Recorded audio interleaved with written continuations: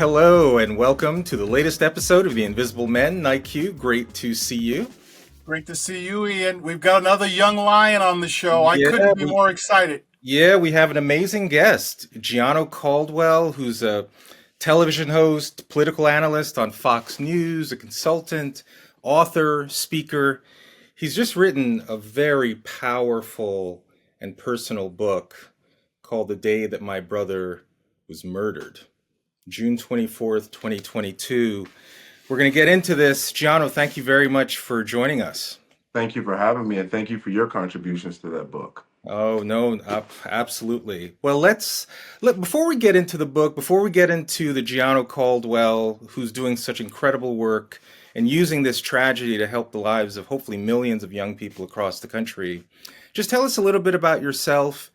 And if there was a moment when you were growing up that you realized that race was a thing, that somehow skin color meant something to you or other people or how they treated you. Well, very good. Well, thank you again for having me. And I got to tell you, my story stems back to Chicago. I was born and raised on the south side of Chicago to a mom who was addicted to drugs. We lived in a projects. Grandmother rescued us. She was a private duty nurse at the time until one day she leaves the garage. Drunk driver hits her car, injures her back. She can no longer work. And then we had to rely on welfare again. She loses her house to foreclosure. We're on all kinds of government assistance programs. I learned from my grandfather, who was my first ever mentor, who would take me to work with him when I was 7, 8 years old, 9 years old, pay me $10 a day to do things like hold the flashlight and hand tools. I learned from him after one day driving through the south side of Chicago in his red pickup truck in an area of Chicago called Inglewood, which is one of the hardest hit areas in terms of the drugs and violence. And me seeing someone who looked badly beaten by drugs, I thought it was my mother. I began to tear up. I looked to my right so my grandfather wouldn't see me because he's a strong alpha male from the South. And he did catch wind of it. And as he caught wind of it, we were riding by and I noticed that wasn't my mother, but it certainly could have been her. And he Mm. says to me, "What's wrong with you, boy?" And I say, "This lady, what can I do to prevent this kind of thing from happening?" And he begins to tell me about the elected officials and the power they have to increase the penalty of law for those who sell and distribute drugs and how they can provide grant funding for those who want to be rehabilitated. So at 14 years old, I began to work as a volunteer for my local alderman every day after school like it was a job. And that led me to a role with the federal government part-time at 16. And from there, I bought a multi-unit apartment building without any family assistance, help, or knowledge at 19. And from there, I became a lobbyist. I left the federal government, started working for a local government agency as their director of government relations. And the story goes on and on to DC, to Mitt Romney, to start my own firm, to my television career, to the Caldwell Institute for Public Safety, and many, many other things. Wow. So your life has been a journey. I mean, there's so much that we can get into, and I know we don't have a lot of time. Um, well, I gave the concise version. yes, I'm sure. And in many ways, all that work that you did, the tragedies that you saw, the efforts that you put in your early life to change this trajectory for many other young people ultimately clashed with what happened in your own personal life. And I'd love for you to tell us a little bit again about your book, The Day My Brother Was Murdered, June 24th, 2022, Christian Beeman. And I'll have to say, by the way, I noticed that President Trump promoted your book on his platform, Truth Social. He says, Yes. quote, "It is a tragic story, and yet one in which so much can be learned about violent crime in America, and most importantly, how to stop it." Hmm. Those are powerful words from the President of the United States. Tell us a little bit about what occurred to your 18-year-old brother, and then what the new journey that has put you on. Okay, I'm gonna tell you, I gotta answer your second question too. When did I know I was black? When did race become a factor, etc.? And then I'll jump into my brother story. Well, I learned about race largely from my grandfather, who grew up in the Jim Crow South, and small business owner, plumbing construction, like I mentioned. He gave a lot of lessons on life. I additionally learned from other men in the community. I remember this one time when I was at the grocery store. I was a little kid. I was with my mom, and this older gentleman said, "Take care of your mother. You're black. You may not understand it now, but you'll understand when you get older." And Wow. I got what he meant by that. Wow. Moving beyond that illustration, Christian, my baby brother Christian, who was murdered on June 24th, 2022, on the south side of Chicago, who was innocent, not the target.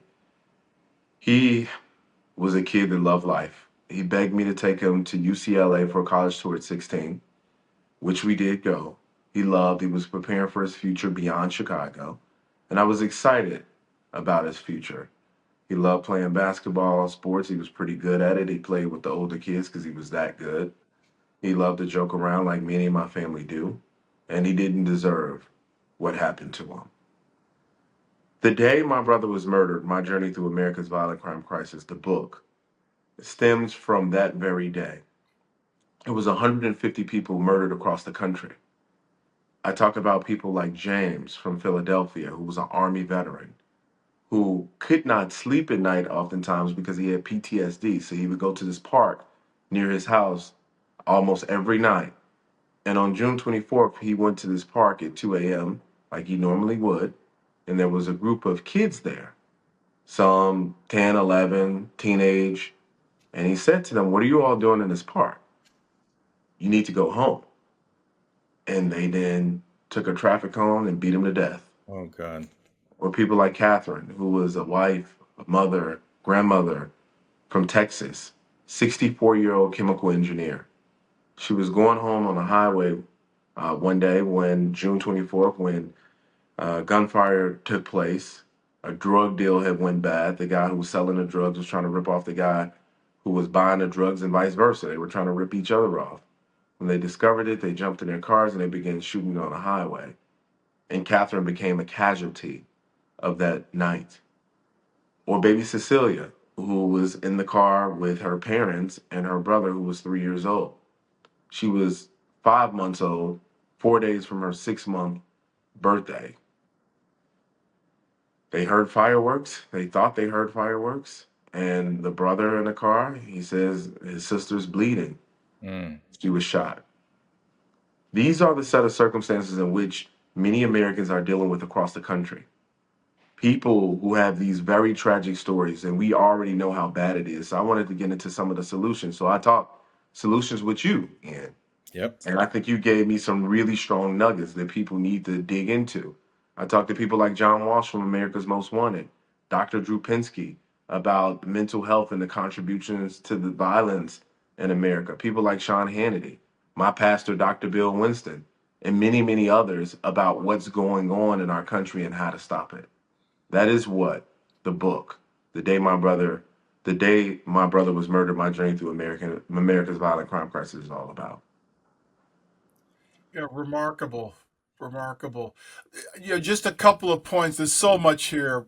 I just want to make one observation. The thing that is truly remarkable about you is some might look at you from a 10,000-foot level and say, oh, he's a caricature of a black conservative. He's taking advantage of a situation, has become famous.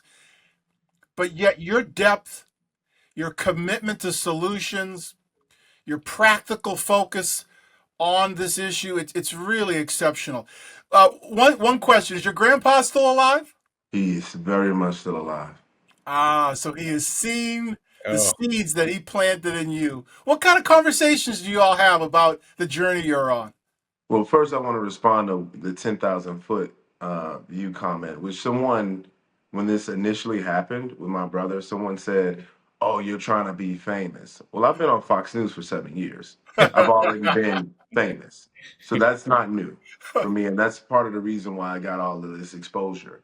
My grandfather, someone who I very regularly thank, because his impact on my life is something that cannot be erased.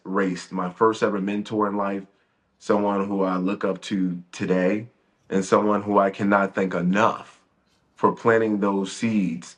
And as you know, I have a girlfriend, I'm not married. or anything like that, and I don't have any children, but certainly if and when God bless me with those seeds, I will do exactly what he did. Just like when I would be with him during the summers, and he would say, you're going to have to pay room and board, which was pretty expensive for me. I had to pay $10 out of my paycheck, which would be $50 for that week.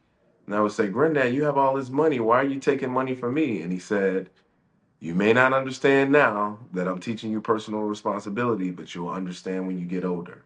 And Wow. certainly that was a lesson that I cannot thank him enough for. We need to have you and your grandfather come back on. No, seriously, I'm not kidding. To come back Yeah. on the Invisible Men. Seriously. Yeah. Because I think that's the kind of wisdom, you had the benefit of hearing, and so many young men and young women are not hearing Yes. about the choices you make, the values you need to live with. I mean, all the terrible examples you just gave of people being attacked, murdered. What makes it worse is that in many of these cases, they're never resolved. Correct. Correct. Is it the case that there's still no one in custody for your brother's murder? It is the case that no one's been charged for his murder. There was an individual that the police discovered in a mall right outside of Chicago who was making some type of fuss, if you will. They arrested him and they found the murder weapon on him. But the question, I think, what we don't know is, did he buy the gun? Did he trade the gun? Was he one of the shooters? And the detectives told me that they believe there was a high likelihood that he was one of the shooters. Because the story going back to that day, black SUV pulls up, 3 to 4 black men with dreads get out. They begin firing into a crowd. My brother was not the target. He was standing next to the guy that they wanted. The theory around the case that I discussed with the detectives, there was a fight that took place 6 months prior. Two Mm. guys fighting. One guy got beat up very badly. And then another guy recorded the fight and put it on Facebook. The guy who got beat up very badly obviously was embarrassed. He tries to murder the guy that posts the video. He runs to Los Angeles for safety for whatever reason. I mean, they're trying to murder him. Days later, when he gets back in town, 6 months later, thinking the coast is clear, he's standing next to my brother, and multiple people are shot, including the girl that was standing there. So that is what I've learned about it thus far. I haven't heard anything much different than that. This individual, from what I understand, is being prosecuted by the federal government. He was wanted for multiple things.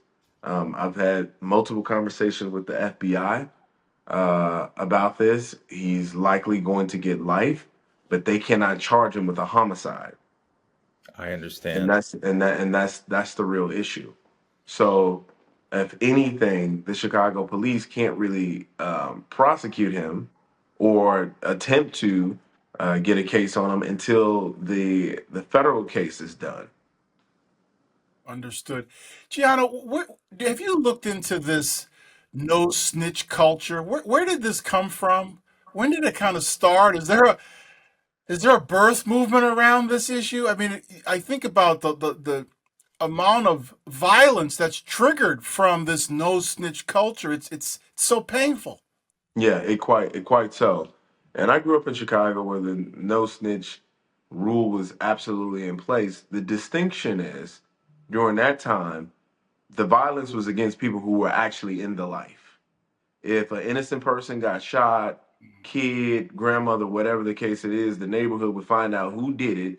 They would either turn them into the police or they would deal with them on their own. In this case, and they would say, hey, don't tell. That was the thing because you knew harm would come to your family, but it was something that would normally, you would get some form of justice. And I don't consider street justice any justice at all, Yep. to be honest with you. But in this case, you can snitch, not shit, snitch, still be shot, grandmother be shot, kid, brother, like it's just, it's the wild, wild west is ultimately what it is. It's become Gotham City and many of these cities, not just where I'm from in Chicago. There's issues in New York, as you all know. Of course. There's issues in Los Angeles. There's issues all around the country where progressive and liberal people run those areas. It's not about law and order. It's not about safety and security. What went from a noble discussion about criminal justice reform has turned into justice for the criminal. And it is unfortunate that our people, black people, continue to pay the price for this nonsense. I mean, your brother's story, this tragedy, innocent bystander, is actually very reminiscent of the story of Hadiah Pendleton, who was another teenager who was killed several years ago in Chicago. And I wanted to say a quote that President Obama said in the aftermath of that tragedy. He said, "There is no law or set of laws that can prevent every senseless act of violence in this country. When a child opens fire on another child, there's a hole in that child's heart that government can't fill. Only community and parents and teachers and clergy can fill that hole." Throughout your book, you talk about the power of faith. Now, as we pivot to solutions, because we definitely, let's talk about policy. But first, I just want to talk to you about culture and faith and morality and how much we should be leaning on that incredible force to help more young people avoid these kinds of tragedies in the future. And you know, you said something very interesting to me when we discussed the book. You were saying that the students in your school, if they have, or just generally anywhere, but if they have the central focus of faith, that's gonna, what was the percentage that you gave? That they alleviate from crime, a life of crime? Oh, it's significant. I don't remember the exact number, but there's no question that young people who have a personal faith commitment in their life dramatically lower levels of interaction with criminology and any of the incident types of incidents that we're talking about here. And that's a major factor, but we also know fatherless homes. There's a 20% or 20% more likelihood that they're going to get involved in violent crime in fatherless homes. 20 times more. And that's from studies that have been out there. There's some other studies out there that gives different numbers, but we know that that certainly has an impact. If you don't have a male mentor in your life, you can have a female mentor. That's good. There's nothing wrong with that. But young men need men in their life. They need direction in their life. And it's up to the three of us and much more to be that example in these children's lives if they need it. It's just not enough in our community to just raise your own kids well. That's good, and it's what we should be doing. It's the foundation. But we also need to be volunteering our efforts and our times to do some of the things that you all are doing. This podcast, I think, is an important vertical for those kind of conversations. What you're doing with your charter school is extraordinarily important and really good.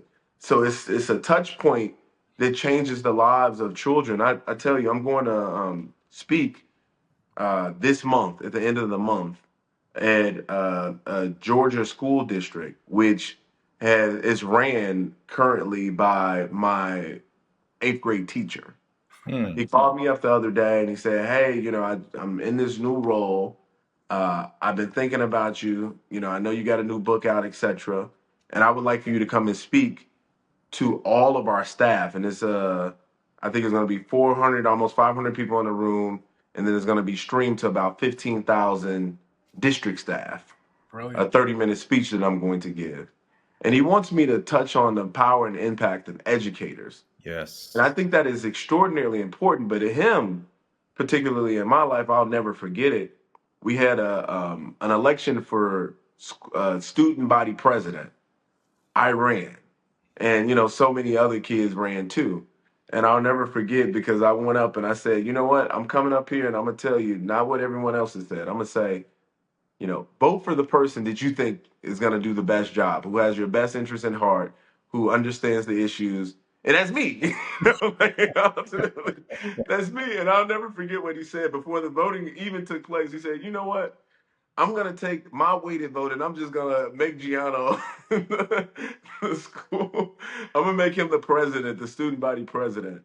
But it's that kind of encouragement, that kind of insight, that kind of thoughtfulness around children and what they bring to the table that make them feel seen is Yep. extraordinarily important. And especially when you're coming from these homes that aren't really homes at all, extraordinary poverty, violence, no father in the home, drug use. And I'm talking about things that I personally experienced.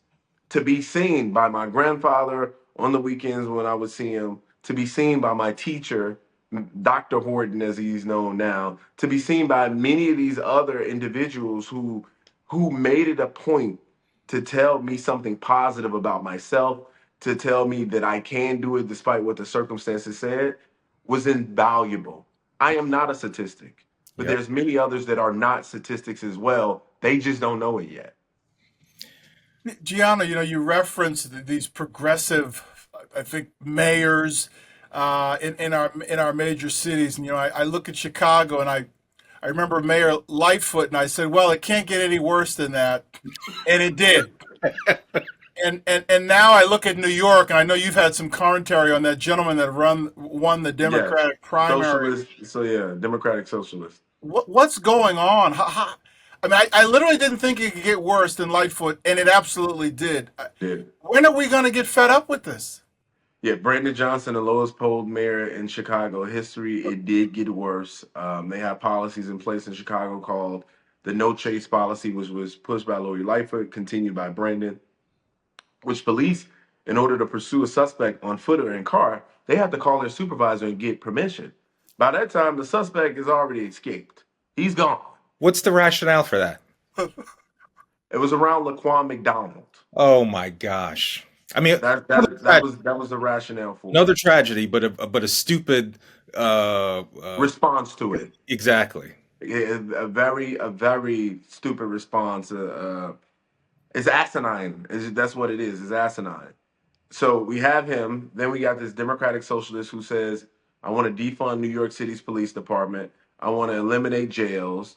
And those are just the safety and security issues. They've already defunded the New York Police Department by $1 billion after George Floyd. What is that? What did that do? It led to death and destruction. They want to do it again. I guess on one time wasn't the charm. This guy is a disaster. He wants to tax so many people, and if you think about it, since 2021, I think up to 2023, I think those were the numbers. We saw about 14, 15 billion dollars in tax revenue leave New York City and Mm, come to Florida. mm. So this guy is going to ultimately end up being the best realtor for the state of Florida because there's going to be so many people that are going to leave. People have been taxed enough already. Exactly. Not only that, you misuse and abuse the funds that you had. People like Mayor Adams with the migrants. I thought that was a disaster, even though I'll give him credit for speaking up and then thereby being targeted by the Biden administration for speaking up, my personal belief. But, enough is enough. Enough We is as a community must speak up and say enough is enough. And in places like Chicago, it's a bit more dire than it is maybe in New York City. But anytime you got black bodies littered in the streets, I call it a state of emergency. I mean, we're recording this on July 2nd, 2025, right? Just a couple days before the July 4th weekend. Last year, there were more than 100 people shot in Chicago over the July 4th weekend, and I know there's fear that there'll be no abatement. Okay, let's really get into solution. How do we change this outcome? That a year from now, 10 years from now, we're not saying these things. What's the lever? What's the most important lever we have? Well, the most important lever is always voting, putting in the right people in office. But in the event that you don't have an election coming up, then citizens getting involved with their legislators, going and letting their voices be heard is critically important. The thing about it is, in places like Illinois and in Chicago, where people have been so brainwashed by folks on the left, that sometimes they think the policies they're offering are good because they wrap them in a form of anti-racist justice, if you will. They'll call things like the Safety Act, which eliminate cash bail for the state of Illinois, is a good thing. The Safety Act also for people who are on these house arrest with these ankle monitor bracelets, which we've all seen the ankle monitor bracelets. Well, in Cook County, which encompasses Chicago, they allow people who have been accused of murder to have these ankle monitor braces. And during the time when I was growing up, if you had these on and you left your house, leaving to go, on your front porch and onto the sidewalk, these ankle monitor braces, they would go off or alert the police. They're calling your house, they're stopping by your house.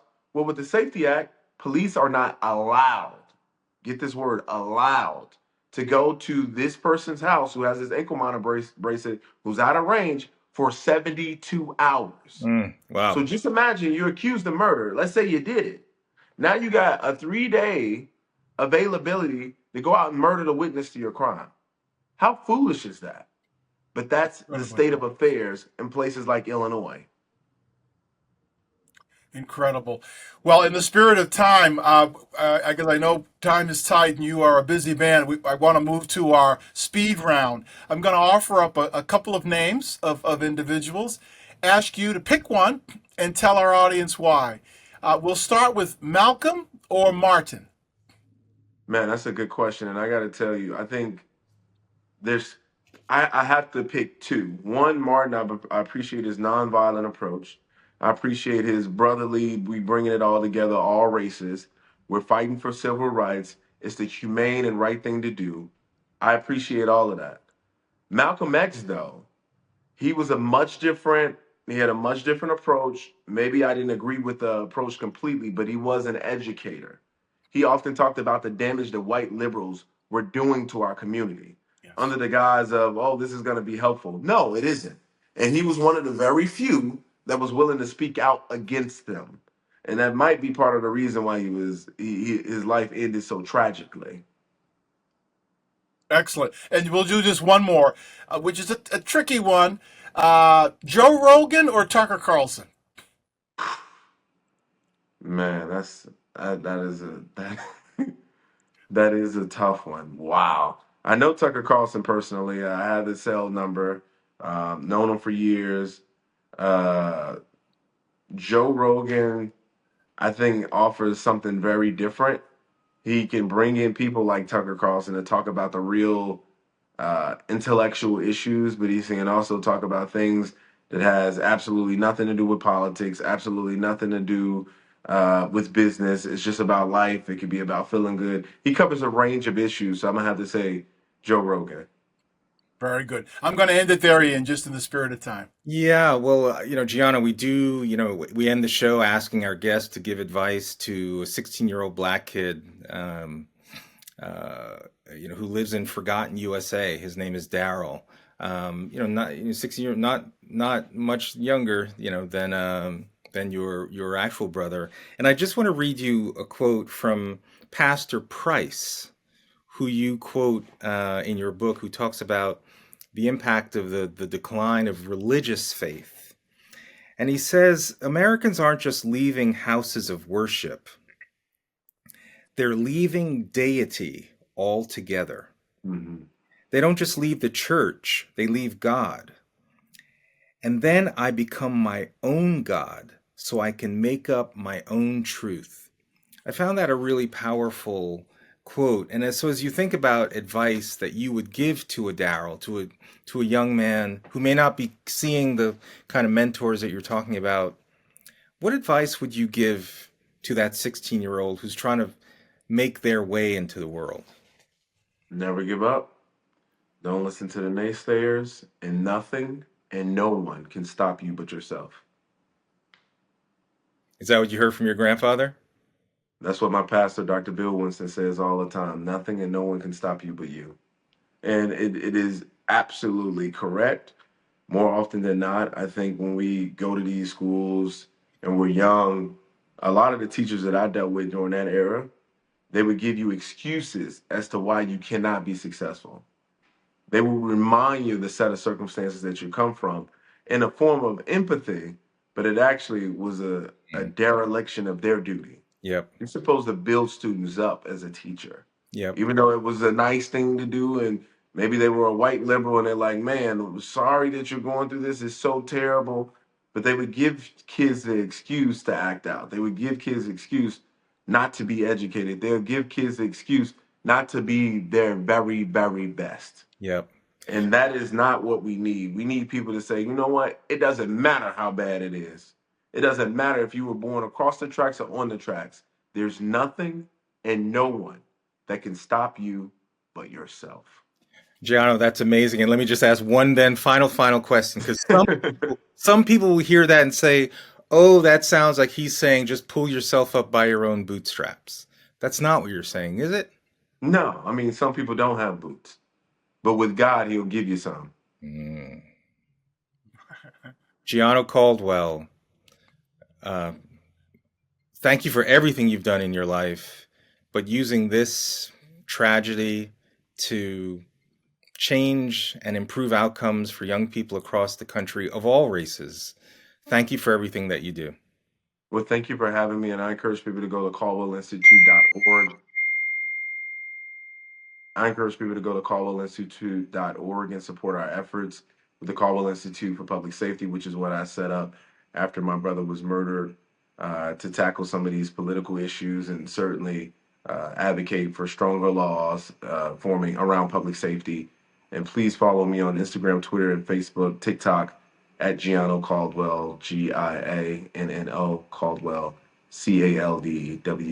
Caldwell. And thank you so much for what you guys do. I can't tell you how important it is to have your leadership. You all have blazed the trail for me.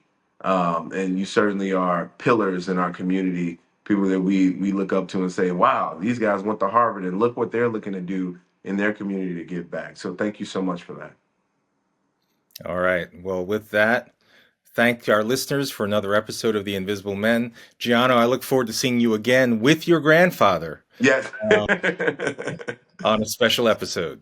Absolutely. We'll do. Thank you so much, Ian. Thank you so much, Ian. Thank All you. right.